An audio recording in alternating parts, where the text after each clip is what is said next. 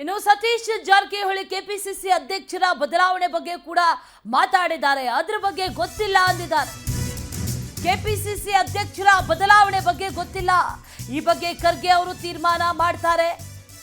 ಬೆಂಗಳೂರಿನಲ್ಲಿ ಸಚಿವ ಸತೀಶ್ ಜಾರಕಿಹೊಳಿ ಹೇಳಿಕೆಯನ್ನ ನೀಡಿದ್ದಾರೆ. ಸದ್ಯ ಬೇರೆ ರಾಜ್ಯಗಳ ಬಗ್ಗೆ ಚರ್ಚೆ ನಡೀತಾ ಇದೆ.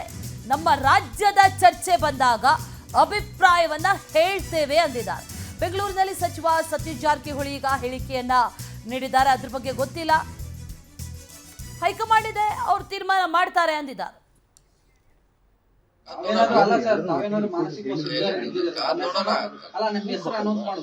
ಕರ್ನಾಟಕದ ಬಗ್ಗೆ ಇನ್ನೂ ಚರ್ಚೆ ಇಲ್ಲ, ಅವ್ರು ಬೇರೆ ರಾಜ್ಯ ಬಗ್ಗೆ ಹೇಳಿರ್ಬಹುದು. ಬಂದಾಗ ಚರ್ಚೆ ಮಾಡೋರು ನಿನ್ನೆ ಹೇಳಿದ್ದೀನಿ, ಚರ್ಚೆ ಮಾಡೋಲ್ಲ ಅಂತ ಗೊತ್ತಿಲ್ಲ ನನಗೆ. ಅದು ಯಾವ್ದು ಈ ನಮ್ಮ ರಾಜ್ಯ ಹೇಳಿದಾರ ಬೇರೆ ರಾಜ್ಯ ಹೇಳಿದಾರ, ಚರ್ಚೆ ಪ್ರಾರಂಭದಾಗ ನಮ್ಮ ಅಭಿಪ್ರಾಯ ಹೇಳ್ತಾರೆ. ನಿನ್ನೆ